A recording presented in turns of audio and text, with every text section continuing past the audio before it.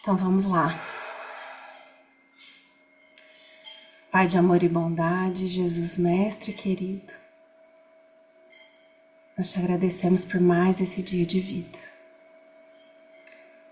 E nos reunimos, Senhor, de mãos dadas nesse momento, junto de Ti,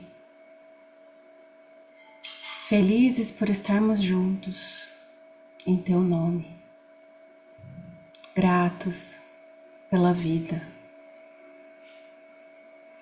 E que essa união de vibrações carinhosas,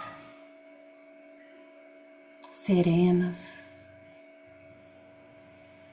possam emanar dos nossos corações e serem potencializadas pelo Seu, Senhor, para que cheguem até a Sandra, até o tio Crude, ao Tiago e toda a família que nesse momento chora a dor da saudade.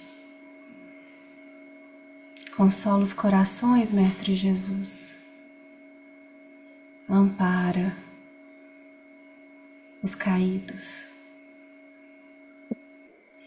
Alimenta de esperança cada um deles e de alegria e bom ânimo para que sigam a jornada com a certeza do reencontro. Graças te damos por esta vida, Senhor. Te pedimos também hoje que visite a casa do Everton e da Lígia, que os ampare e os intua no nosso estudo de hoje. Obrigada, Jesus, e que assim seja.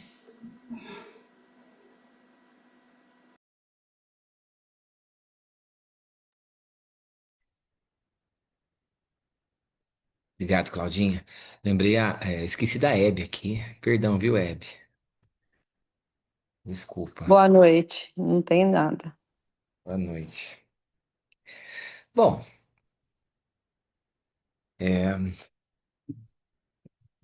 eu vou tentar achar aqui, enquanto nosso estudo se desenrola, é, uma poesia de Alta de Souza que casa muito com a mensagem que a Claudinha trouxe para nós.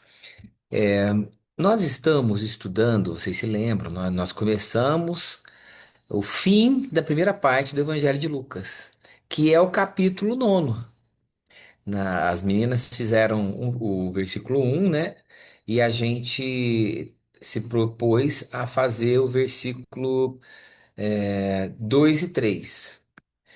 Tô falando que se propôs porque é assim, dá um trabalho danado, né, gente? Não, não é tranquilo, não. E a Claudinha, agora que você me ensinou a fazer aquela forma pela IA, é, Deu certo? deu certo, eu consegui fazer vários já.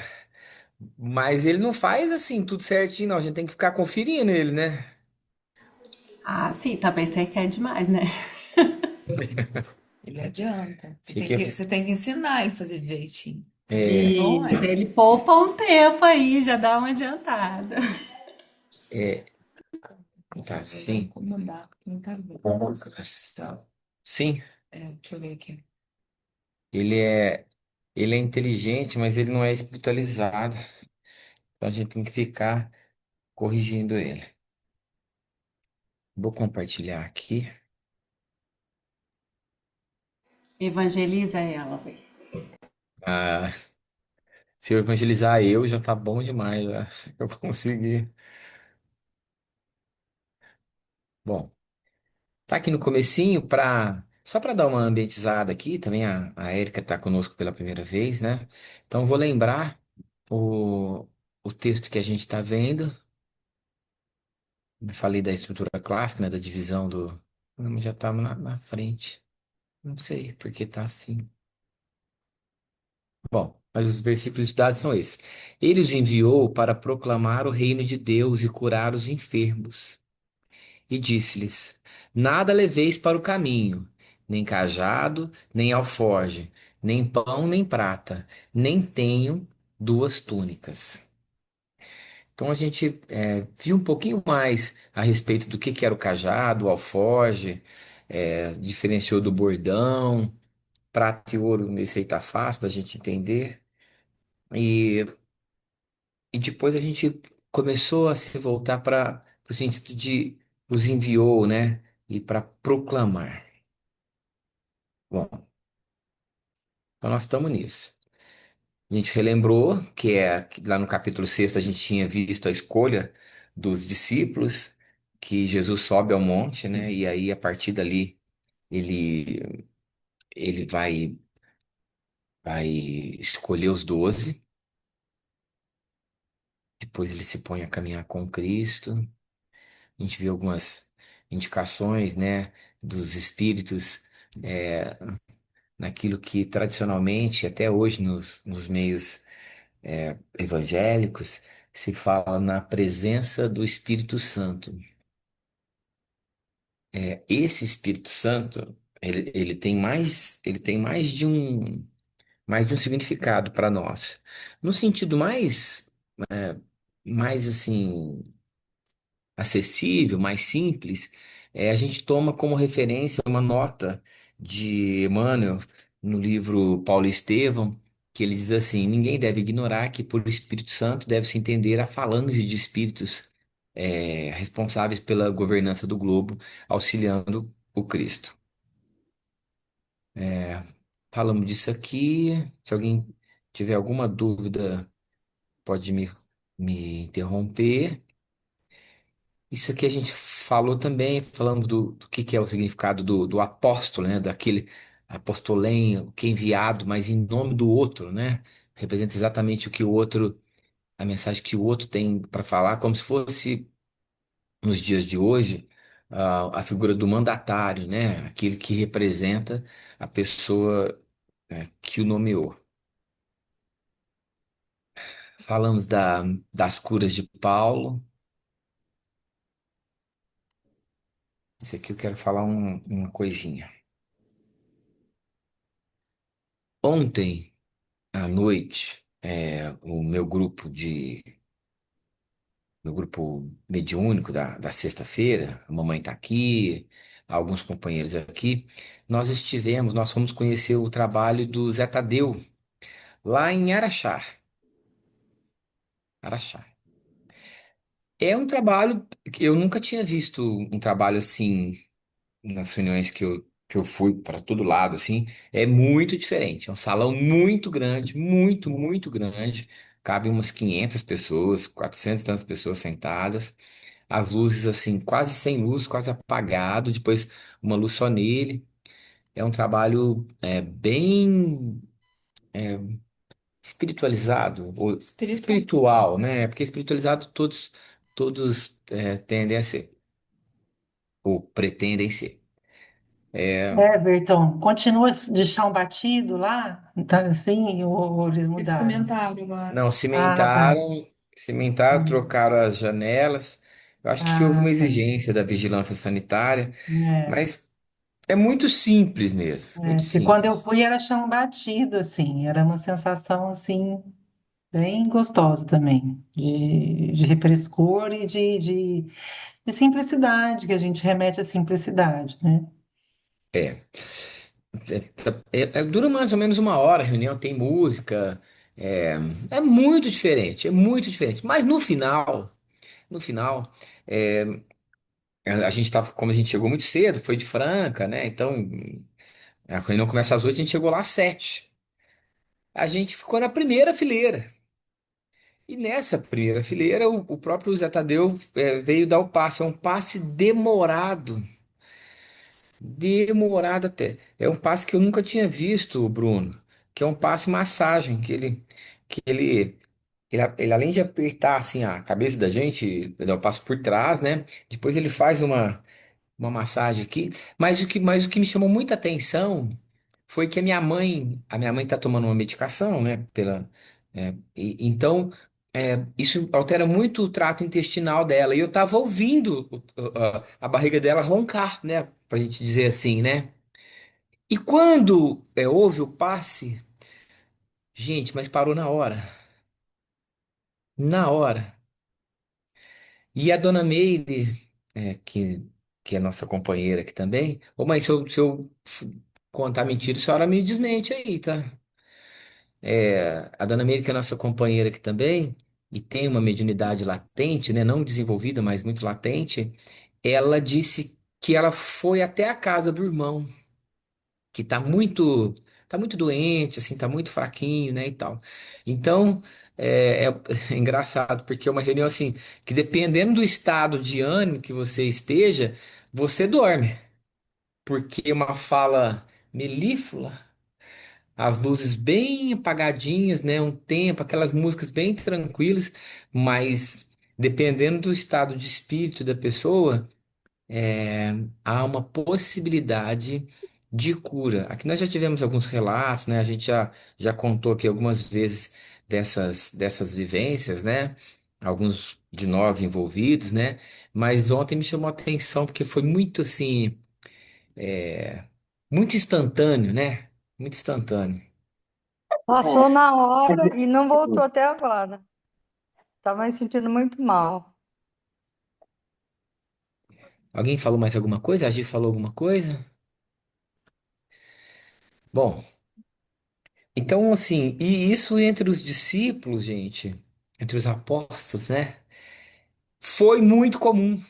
Foi muito comum.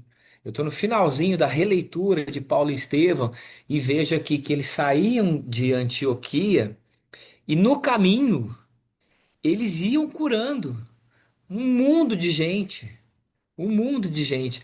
E nos Atos dos Apóstolos, né, no trecho que a gente escolheu, ele fala: E Deus, pelas mãos de Paulo, fazia maravilhas extraordinárias, de sorte que até os lenços e aventais se levavam do seu corpo aos enfermos, e as enfermidades fugiam deles.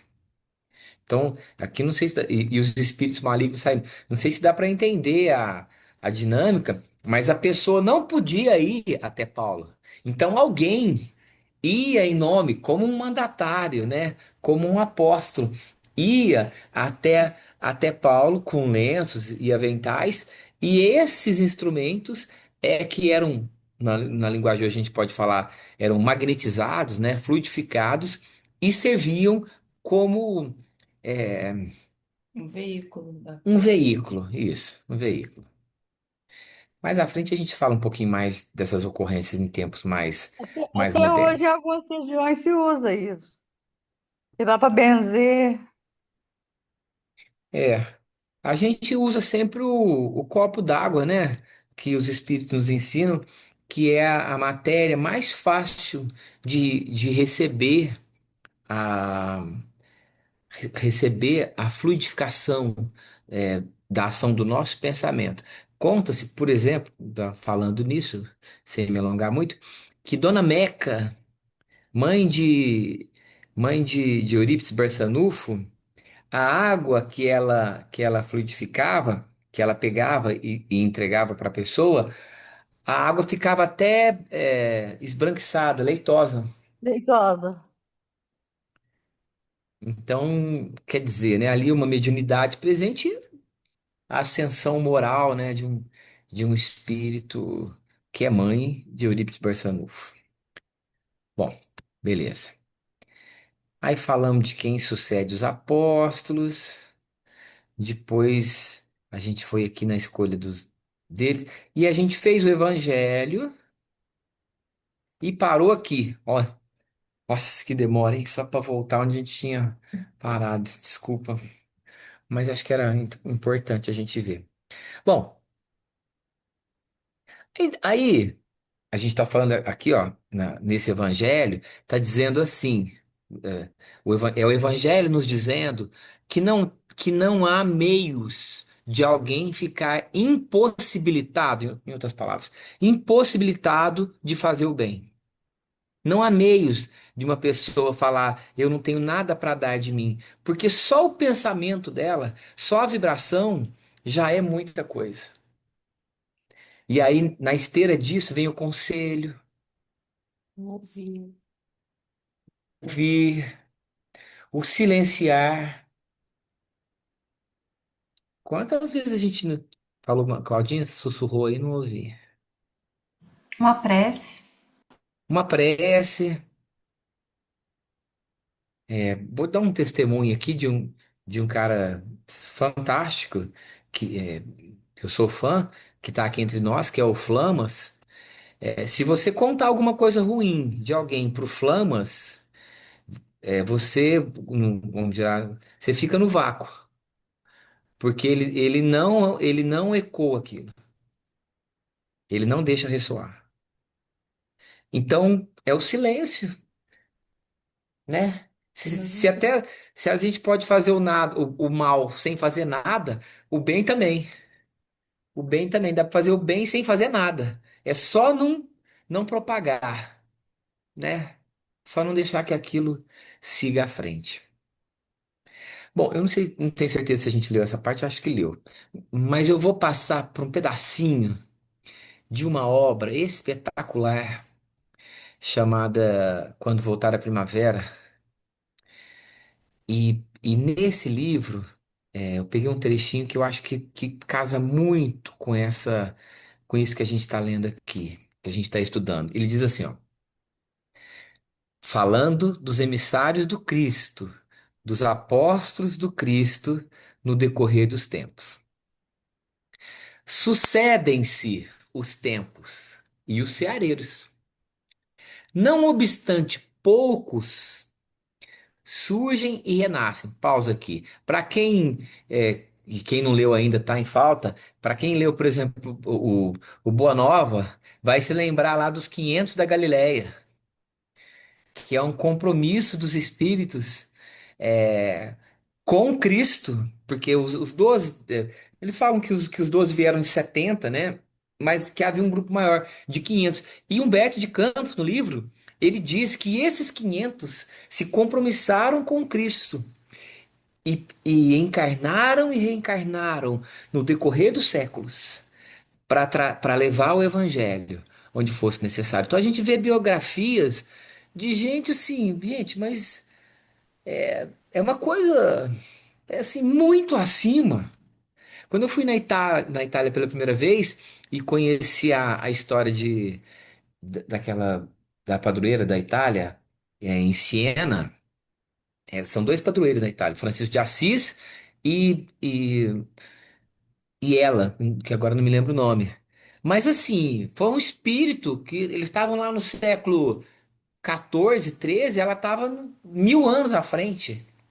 Então, os ceareiros que surgem e renascem, multiplicam-se e se desdobram em todas as direções, clareando de madrugadas as espessas meias noites da desesperação. O silêncio dos que se fazem mártires prepara a sinfonia das orquestrações que se levantarão esfuziantes. Transitam uns anônimos, outros invejados, diversos incompreendidos, malsinados outros mais, nas áreas difíceis da ciência, da cultura, da arte, da política nobre, da civilização, construindo por vir, que já se fixa em alicerce de atualidade. Então, no livro, ela diz assim que esses emissários, esses apóstolos, eles estiveram e estão, e vez que outra, eles voltam até nós, voltam ao mundo para darem o testemunho daquilo que aprenderam e que sabem, e inspiram pessoas, famílias, comunidades, às vezes países inteiros, às vezes até o mundo inteiro, com seu exemplo de fé, amor e dedicação, caridade.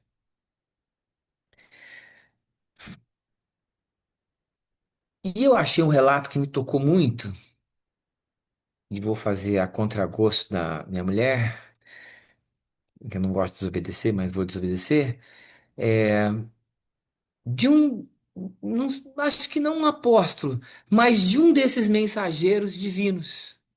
Porque eu gostei muito do texto, é, quando ele fala assim, Miriam, que não é. Você vê a ascensão, que não é só na religião. Talvez os da religião são os que mais precisam, mas em outras áreas, esses companheiros transitam em meios adversos, descrentes, contaminados pela, pela crítica ácida e dão o seu testemunho. Então, eu, eu vou pausar. Peraí, que agora eu tenho, para eu poder que vocês ouçam, eu preciso colocar aqui o vídeo e share sound Compartilhar e o áudio. é isso, né? Oi, Rafa. É um relato. Vou dar uma ambientizada aqui, acho que todo mundo conhece, mas é o Clóvis de Barros Filho, é um espetacular professor da USP, da filosofia e tal. E ele conta de quando ele começou a dar palestra. Eu não vou fazer o relato por ele, porque é impossível copiar e a pessoa que fala é diferente. Então, tem alguma coisa aí que transborda, né? Que não seria muito adequado, algum palavrão, uma coisa assim, muito rápido, mas eu acho que o conteúdo, no geral, vale a pena. O Hospital Sírio-Libanês ligou dizendo que patrocinava o HSM Expo Management e que precisavam de um palestrante porque eles mandavam sempre médico para dar uma palestra que eles tinham direito e o médico ia lá e ninguém assistia porque era um saco, ninguém entendia nada e estava muito ruim, que precisava ser alguém que pudesse trazer alguma coisa interessante e que eu tinha sido indicado por um aluno meu. Eu falei, mas eu não sou palestrante. Não, mas é a mesma coisa? Não, não é não. O professor faz uma cagada aqui, ele tem 1 ano para consertar. O palestrante só tem um tiro para dar. Não é a mesma coisa, não sou tonto. Eu falei, esse aluno me indicou para quem? Para o pai dele. E quem é o pai dele? Tipo, é Deus aqui no hospital. Eu falei, então eu fui indicado pelo Filho de Deus. Isso. Bom, então vamos continuar a nossa conversa. Né? Eu não posso aceitar porque eu nunca fiz esse trabalho e talvez seja um evento importante demais para fazer pela primeira vez. Aí o sujeito olhou para mim e disse, olhou não porque era telefone, e era telefone. E disse, Ele falou, professor, deixa eu explicar uma coisa para o senhor. Eu tinha que ter visto um palestrante faz tempo e eu esqueci. Ninguém vai topar de hoje para amanhã. Aí eu disse, deixa eu ver se eu entendi. Se eu não for, você está fudido. É mais ou menos isso. Olha, eu diria que ele arriscou muito, porque 99% das pessoas que eu conheço, eu diria, malandro, ema, né? Cada um com seus problemas. Mas ele realmente deu sorte. Eu falei, cara, eu vou, mas eu vou por sua causa, viu? Quanto tempo dura essa porra dessa palestra? Meia hora. Sobre o que eu tenho que falar? Sobre o que o senhor quiser. Aí, tá bom. Aí ele falou, o senhor não quer saber quanto nós vamos pagar? Veja, eu peguei e falei, mas vocês ainda vão pagar? Eu falei, por que não começou a conversa por aí, né? Aí ele deu o valor, que era mais ou menos 6 meses de salário da USP, né? Aí eu falei, onde fica esse negócio? Que eu já vou hoje para lá, para não correr o risco de perder a hora. Quando eu cheguei, estava o coffee. E o coffee, eu aprendi lá na hora, coffee é o momento em que está todo mundo do lado de fora do auditório comendo e as cadeiras estão vazias. Eu olhei e vi cadeira para burro. Era uma época que eu enxergava direito ainda. Vi cadeira. Falei, nossa, para que tanta cadeira? Aí o cara falou, é que são 8.000 pessoas. Eu falei, não é possível. Ele falou que era que nem uma aula. Mas é que nem uma aula, só que é para 8.000. Eu olhei e falei, caralho. Aí o sujeito viu que eu acusei o golpe. O senhor não quer esperar no camarim? Eu entendi que o camarim era como eles chamavam a sala dos professores. Né? Aí eu entrei e tinha um vovô sentado, que devia ter a aparência que eu tenho hoje. Um vovô sentado. E ele falou, hi. Eu falei, puta, é gringo ainda.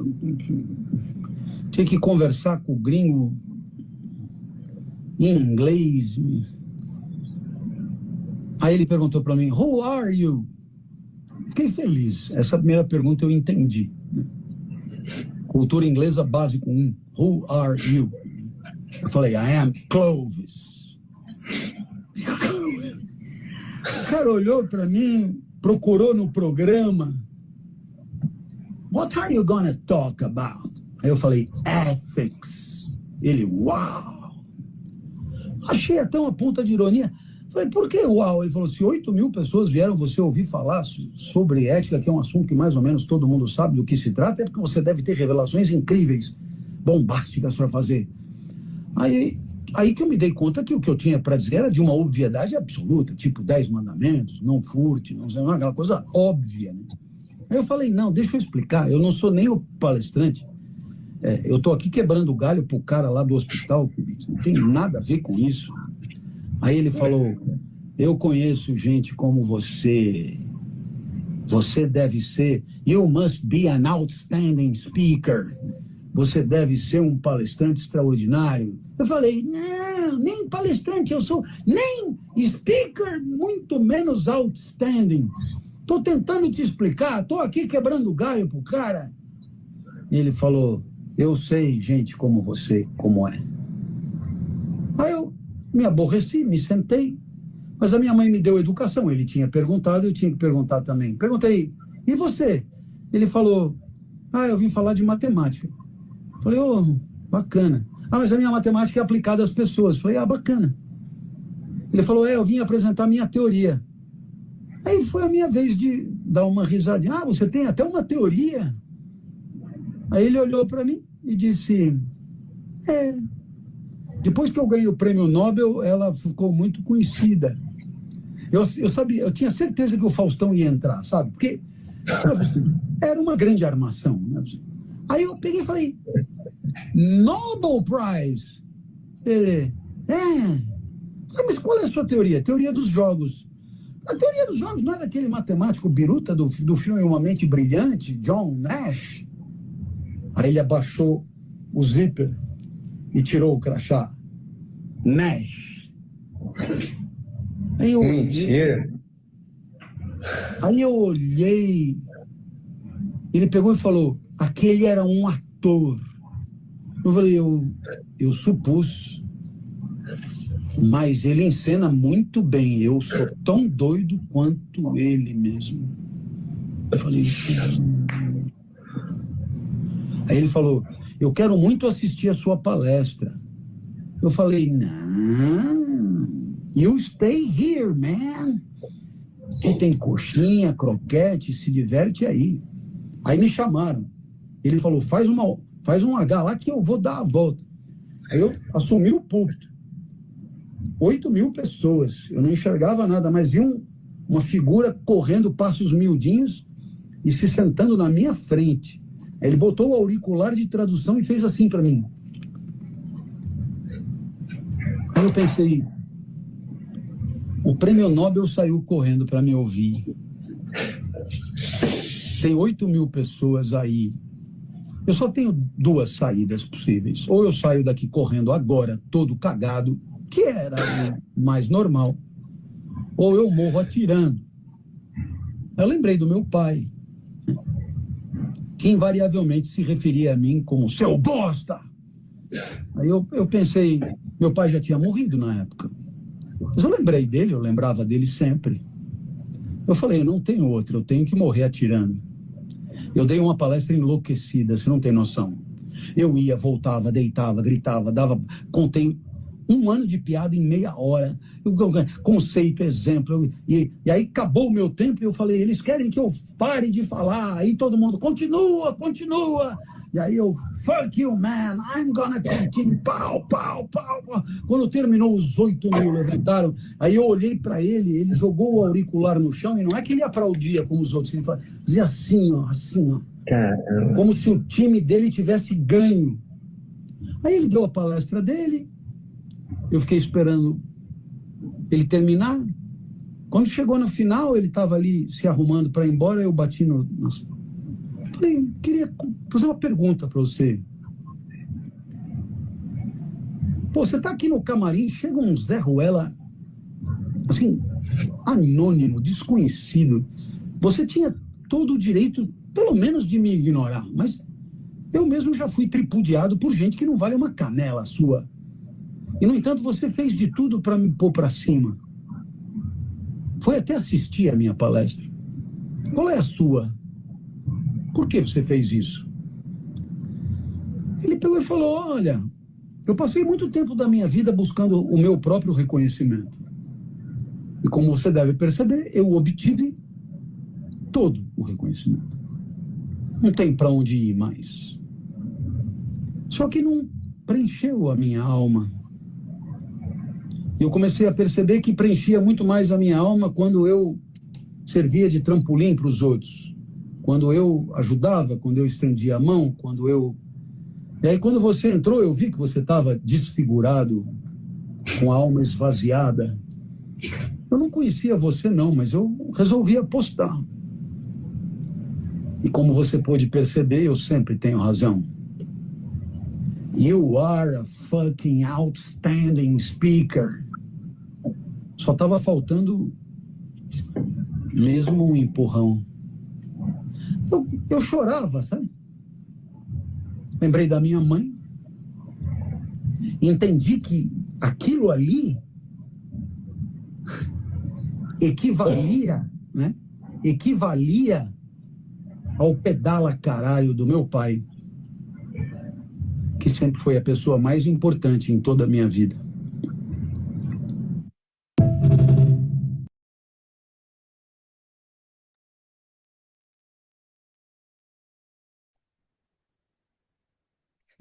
Tem um palavrãozinho ou outro, mas o resultado geral é muito acima, né? Aí me ocorreu assim, bom, o John Nash, para quem não assistiu Uma Mente Brilhante, aí sinto muito, né? Mas tá 20 anos atrasado. É, foi um cara muito acima do normal, muito acima do normal. Mas ele é um emissário de um dos ministros do Cristo. Ele é um emissário de um dos ministros do Cristo. E o Cristo, quando esteve em nós, e isso ressoa hoje, ele fala para nós, vinde a mim, todos vós que estáis sobrecarregados, e eu vos aliviarei. Então, é, se o Clóvis surtou, né, se engrandeceu com a presença de um prêmio Nobel que foi ouvi-lo, a gente pode ter a certeza que a gente tem daí para cima a nos ouvir, a vibrar por nós. Quando eu era criança, tinha uma música na evangelização, uma música que chamava Muito Bem. E, e falava assim, tipo assim, ó, tá tudo lascado, mas lembre-se que lá em cima você tem alguém que lhe quer muito bem. Muito bem, a Érica Cristina vai lembrar dessa música aqui. Muito bem, muito bem. Não, na Lívia é a. Na Lívia não é o concurso, né, Ana? Então, é, é uma realidade do nosso espírito, gente, poder acessar esses conteúdos, poder ter essa possibilidade, né, de contar com um apoio. Bom, deixa eu ir aqui, senão eu vou ter que fazer terceiro domingo depois. Aí no mesmo livro, quando voltar à primavera, Amélia Rodrigues, passaram os primeiros, aqueles. E todos, à exceção de João, provaram testemunho áspero do sacrifício da vida no martírio. Vieram outros que adubaram as arenas odientas da governança transitória com o sangue da própria vida, ou iluminaram as noites, transformados em archotes vivos, eles que eram estrelas. Falando, no caso, eles eram queimados, né? Até hoje e até agora, prossegue sendo assim. Todavia, neste crepúsculo de civilização, Jesus reúne os seus discípulos, enquanto a tarde cai em debruns violaços, e fala-lhes do amanhã ditoso, rogando-lhes, em definitivo, que se estabeleça na terra o primado da fraternidade como pórtico feliz do excelso reino da ventura plena. Entardecia, entardece no crepúsculo Jesus. Como a dizer, que ao menos na sua casa, ao menos no seu local de trabalho, ao menos junto com seu companheiro, sua companheira, junto com seu filho, você pode aproveitar, né, desses debruns violáceos. Só uma poetisa para nos falar assim.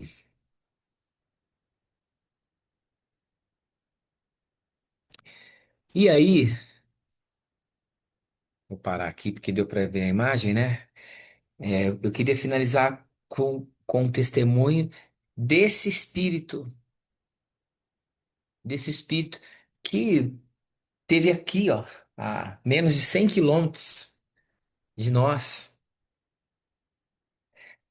Nós já tivemos como tarefa de casa ler o Ave Cristo, né? Que tarefa boa, né? E lá no Ave Cristo aparece um soldado chamado Rufo. O livro começa dizendo assim: Rufo era era um velho escravo da quinta. E há um episódio assim, chocante de uma criança que é morta por um animal, porque cantou um hino cristão, e ele aparece nessa primeira vez. E o personagem principal, para dar uma lição nas pessoas que viviam ali, ele, ele manda passar cada um para que respondesse se era ou não cristão. E Rufo foi deixado por último, porque uma espécie de capataz conhecia sua firmeza, sua serenidade. E ele, quando indagado a respeito disso, né, se ele era ou não cristão, ele diz assim, que ele respeitava os imperadores que governavam o mundo conhecido, né, mas que ele era cristão e renegava os deuses de pedras, que eram incapazes de corrigir a crueldade e o orgulho. E aquilo foi motivo assim de uma indignação, de uma revolta muito grande de Tassiano, que adverte para que ele não se esquecesse da sua condição de escravo, e ele diz que ele reconhece que era escravo e que sempre viveu de acordo com a vontade e sendo leal aos seus senhores. Mas ele dizia: Mas o meu espírito é livre. Somente a Jesus Cristo reconheço como verdadeiro Senhor. E ele foi agredido naquele primeiro momento, mas ele é levado à prisão, porque é designado um dia para que ele é, respondesse efetivamente. Era uma festa e a agressão a Rufo estava deixando o clima muito ruim. No dia aprazado, ele foi novamente interrogado. E um, um dos personagens, muito mal, fala que se ele não abjurasse, né, não renegasse, era para que ele fosse amarrado a um potro e arrastado até a morte. Então, ele é conduzido por guardas, que emanam de os guardas muito musculosos, levado até o centro de uma pequena praça, né? E aí aquela espécie de capataz deixa que duas menininhas se aproximem dele. Duas mulheres, né? Era a sua esposa, as duas meninas, a Rufila e a Dione, que eram as filhas de Rufo, e a esposa. E uma delas fala, papai, papaizinho. E quem é pai e já ouviu o filho te chamar assim, sabe que a gente se derrete, né? E elas ficam ali um pouquinho com ele, e o Pílio fala que chegou o momento dele decidir se ele vai escolher a morte ou se ele vai abjurar. E naquele momento, no ano 240, 250, esse espírito de Rufo chora. E ele fala: Senhor, não me condeneis. Eu sou escravo nesta casa desde que nasci e sempre servi com lealdade. Mas o Vetúrio tinha um coração muito duro e fala para que ele não invocasse o passado daquilo, não tinha nenhum, nenhum relevo.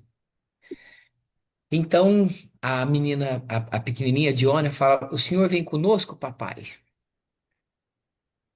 E ele, que estava chorando até então, olha para a menina e uma força toma do seu íntimo, e ele vai dizer que o Evangelho é a revelação de Deus para nós, e que Jesus não é um mistificador, que ele é o mestre da vida. Eu E a estou partir ouvindo o dali, negócio, gente. Vai entrando. Ele foi parar o carro. peraí, Caramba, cara, cala a boca. Érica, muta Muta aí ela. para mim. A- Aí tem um diálogo assim muito bonito, e ele diz que não vai abjurar, não vai abjurar. Então ele é Vai indo, atado. vai indo. Eu não consigo. Acho que o Bruno consegue, não consegue? Pode ir nos participantes aí, Mutei. dá pra mutar. Já mutei. Aí ele fala, assim, para resumir, ele diz que aqueles homens tinham poder temporal, mas que eles também estavam condenados à morte pelo tempo, e que haveria um dia em que eles dariam conta dos seus atos, tal qual acontece conosco hoje, né? A gente é senhor dos nossos atos, mas escravo das consequências. E ele, e ele então, na frente das filhas, das duas filhas e da esposa, ele é atado, e aí eu, sim, imagino o que que é, não dá para imaginar, né? E as filhas vendidas por um mercador de escravos, as filhas e a esposa. E ele está sendo atado, e aquele homem que comprou a esposa e as filhas vai até ele e diz: Morre em paz, meu irmão. Sua esposa e suas filhas estão em boas mãos. Eu também sou cristão. E então, naquele momento, ele sorri, sabendo, como um pai de família sempre pensa, que se meus filhos e minha esposa estiverem bem, então eu estou bem também. Não importa muito o que vai acontecer comigo. E ele morre naquele dia, martirizado. Pois foi por força de espíritos como esse que o evangelho não morreu nos primeiros 3 séculos do cristianismo. Pois bem, esse espírito volta no decorrer dos séculos e na sua última vida ele teve aqui em Sacramento, envergando a personalidade de Eurípides Barçanufo. E a história, a biografia de seu Eurípides é um testemunho, é um evangelho, é um evangelho daquilo que um homem pode fazer. Por isso que o lema dele, né? Poderoso é o sol da verdade. Poderoso é o sol da verdade. E fico pensando de quando a gente tem medo da verdade, né? Porque a verdade, como diz a música do Gun, a verdade não tem medo de nós. A verdade não tem medo de nós. Então, é sempre a possibilidade, é sempre o contrário, é sempre o inverso. É de modo que aqueles que foram enviados a proclamar o evangelho têm uma tarefa hercúlea, né? Hercúlea. E quando nós falhamos com Cristo. E quando nós vencemos, né? Quando a gente consegue enfrentar uma dificuldade, que pode ser um mundo de coisa, de ciúmes, de inveja, de rancor, de luxúria, de, de tanta coisa que é humana, porque às vezes a gente lê, né? Pega o Evangelho, ou pega um livro específico e lê lá a respeito dos ciúmes ou da inveja, fala, nossa. Tem gente que ainda tem inveja, né? Olha só, né? Que espíritos inferiores. Deixa eu ir lá fazer palestra para ele.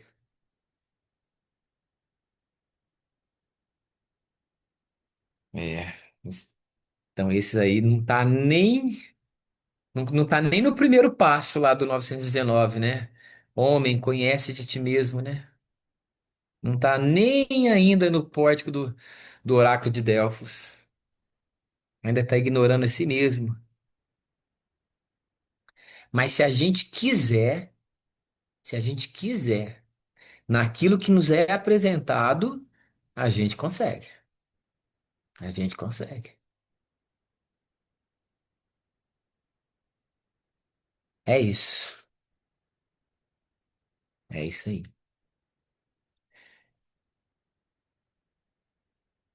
Críticas, sugestões. Acharam muito palavrão do, do Clóvis? Alguém aqui, gente, eu que não quero acusar o dedo pra ninguém, mas alguém não assistiu A Mente Brilhante? Hoje, que é dia do Oscar, estamos concorrendo de novo com o. O Clóvis falou a verdade, né? Falando do jeito é o jeito dele, né? Ele aprendeu a falar assim, mas o que importa é as verdades, É, reflexões que ele traz, né? Então, a gente que tem que saber ouvir ele, sem melindrar, sei lá. Ele foi informal. É, muito bom, viu? tem uma boa, Caio, que ele é chamado, tava contando isso que a Lígia falou, não, mas tá muito assim tal. Falei, quando ele foi chamado para fazer uma palestra sem cobrar para as crianças com câncer num, como é que chama o lugar de freira? Esqueci, alguém lembrar? Fala. Um convento e tal. E aí a pessoa falou, ó, eu vou e tal, vamos lá.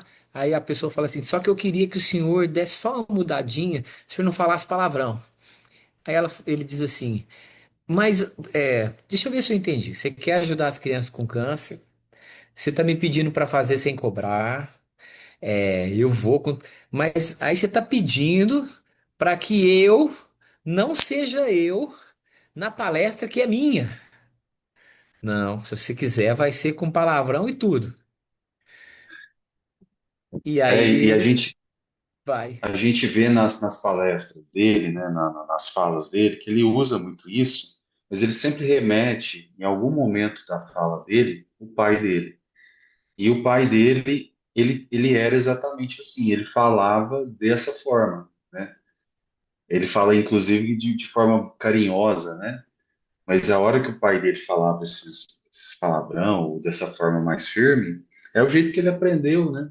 E ele não deixa de ser uma pessoa incrível, que inspira a gente, né? Do jeito dele tá falando, enfim. É muito legal esse jeito dele. Até faz a gente rir também, descontrair um pouco. Mas é isso, né? É porque às vezes ele perde a essência dele.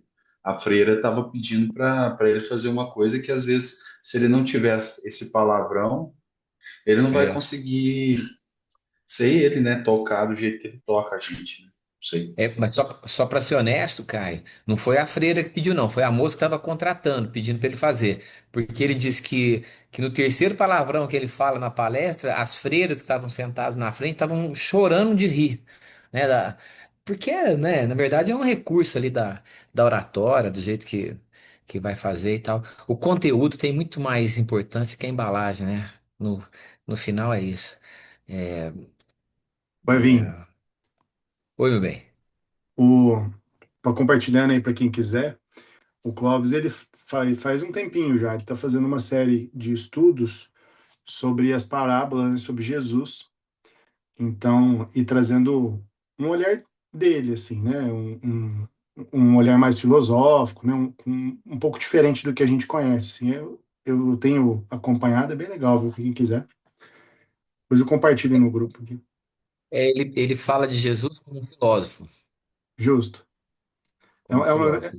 Ele vai numa linha um pouco diferente do que a gente às vezes trata, assim, mas eu acho que é bem rico, assim, né? A forma que ele traz. E aí, tudo bem, né? E tudo bem. Não tem problema. Gente, é isso aí. Mais alguém? Então só queria falar uma coisinha, assim, a gente vê que esses grandes, né, que a gente admira tanto, né, os apóstolos, essas grandes personalidades, né, eram extremamente comuns, né, na vivência do dia a dia deles, né? Jesus não escolheu nenhum fariseu, nem escriba, nem um doutor da lei, né? Ele foi, né, naqueles mais ali da vivência mesmo, de que tem as dificuldades como nós todos temos, né? Então, assim, você vê que não é inacessível. A gente coloca, às vezes, eles muito longe, mas ele justamente, acho que ele fez essa procura, né, e a escolha dos apóstolos por estar muito próximo das nossas realidades, né? Eu penso assim. Com certeza, Karen. Com certeza ele escolheu alguém que a gente pudesse se espelhar. Que se fosse um colégio de anjos, a gente ia sempre falar que não dá, não dá. Mas como era gente como a gente, né? É por ciúmes, né? Inveja, as brigas, né? A gente fica lendo lá, vê as brigas, né? De um apóstolo com o outro, né? Então, e a gente fala assim, eu nunca invejei ninguém, nunca, né? Como, ai, ai. Muito bom. Cadê a Érica? Érica, gostou, Érica? Não vai falar que não aqui, né? Imagina, adorei. Eu queria agradecer, né? Agradecer a Érica aí pelo convite, né? E de ver tantas carinhas aqui que são tão Conhecido. especiais, né? Todas conhecidas aqui. E foi muito, muito bacana, muito legal mesmo. Eu comentei com a Érica, né, que eu estava muito afastada da doutrina. E ela foi extremamente generosa. Ela, ó, tem esse audiolivro que você pode ouvir. Eu estou indo nesse centro aqui em São Paulo. Tem mais esse estudo. Tudo que ela estava fazendo, ela foi compartilhando. né? E na semana passada ela tinha feito o convite, mas eu não consegui participar na semana passada e cá estou.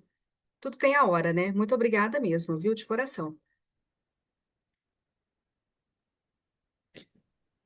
Tá bom, demais. Beleza. Ô, Karen, você faz a prece pra gente terminar? Sim.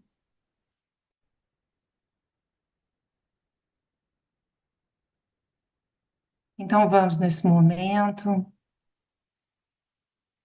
elevar os nossos pensamentos, unidos em gratidão por estarmos estudando o Evangelho do nosso Mestre Jesus, que possamos ser aprendizes com vontade de aperfeiçoar intimamente a cada um de nós. Nesse momento, elevamos o nosso pensamento aos espíritos que são responsáveis por esse trabalho, porque sabemos que não é ao acaso que estamos reunidos, pedindo a Ele que nos dê força, nos dê coragem para praticar aquilo que estamos ouvindo e que possamos ser pequenos mensageiros onde nós estamos inseridos, nos nossos lares, nos nossos trabalhos, com quem vier até nós. Então, nós te agradecemos muito, Jesus. Pai nosso que estais no céu, santificado seja o vosso nome. Venha a nós o vosso reino. Seja feita a vossa vontade, assim na terra como no céu. O pão nosso de cada dia, dá-nos hoje, Senhor. Perdoa as nossas dívidas, assim como perdoamos aos nossos devedores. E não nos deixe cair em tentações, mas livra-nos de todo mal. Que assim seja. Que a nossa irmã Sandra, o Luiz Cláudio, o tio Crode, nosso amigo e toda a família dele possam receber as nossas orações em forma de um passe, em forma de fluidos para que essa irmã consiga passar para o plano espiritual com mais serenidade. Que assim seja.